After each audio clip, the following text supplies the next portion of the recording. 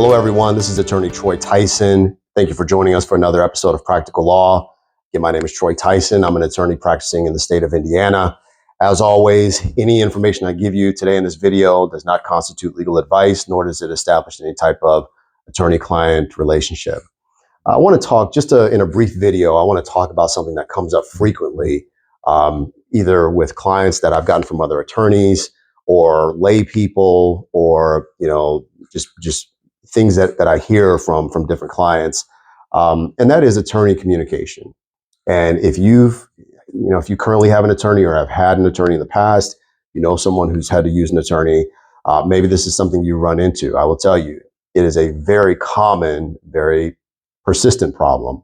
The American Bar Association and other similar industry kind of groups that kind of study this type of thing have found that attorney communication, or better put, poor attorney communication, is the number one issue that clients raise with their attorneys, the number one complaint by clients, more than poor representation, more than not knowing the case, more than lack of experience.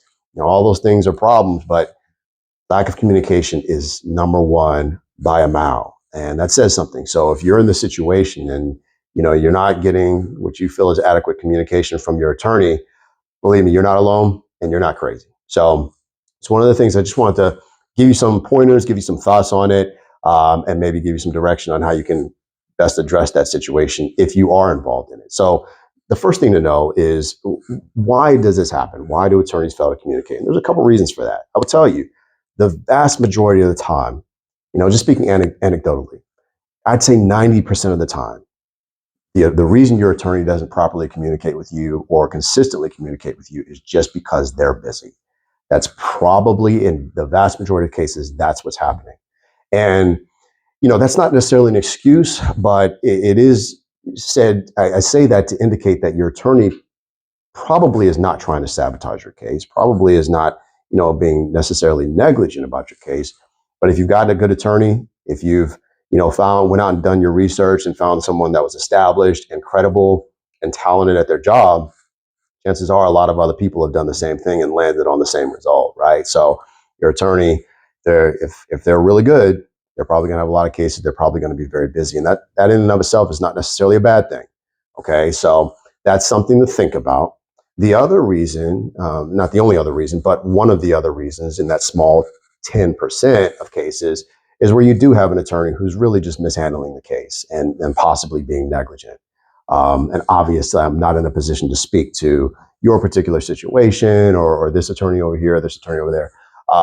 But it does happen from time to time that attorneys they get behind on their work and they don't do what they're supposed to do. And so if you've hired an attorney with high hopes and you've got a hearing coming up in 3 weeks and you haven't talked to him or her since you signed the agreement or paid your retainer, it's a problem. If the last time you heard from your attorney was 2 months ago and you've been emailing them every week or calling the office every week, it's a big problem, right? And so that's a different category of issue from the first one. Now, how do you handle it? Either way, whether your attorney's just busy, whether they're mishandling the case and not really doing their job, they're both problems, right? And so you want to be able to address that problem and get it taken care of, right? And so a couple things you can do. First and foremost, talk to your attorney, okay?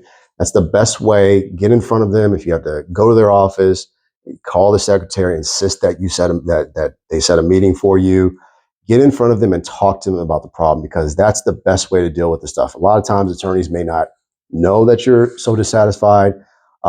If nothing else, even if an attorney should know better, you showing up in their office and demanding, better results and better representation is probably going to get their attention, right? They probably don't want an unsatisfied client going out, leaving negative reviews, demanding refunds, things like that. It's not in their best interest. So that will probably get their attention and most likely resolve any types of issues that you're having. If that does not work, consider alternative counsel, okay? And I don't often recommend this. Like I said, I get a lot of clients that come to me from other attorneys who want to switch attorneys for this and other reasons. And I always tell them, think that through. I don't invite that. I don't even necessarily encourage it. I always tell them to talk to their attorney first, but sometimes it is necessary. And sometimes we do inherit someone from another attorney who's just, not doing a good job of client service or of meeting that client's needs. So that does become necessary from time to time. Okay, consider that.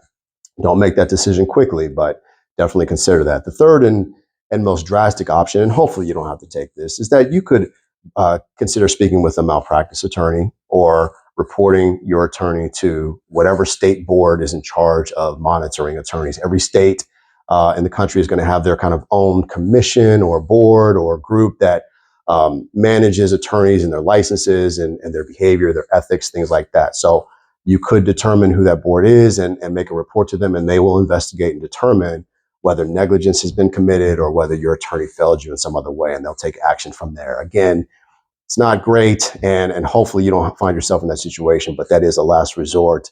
And that's one of the reasons that those commissions exist, is to protect clients from poor attorney service when it gets to a certain degree.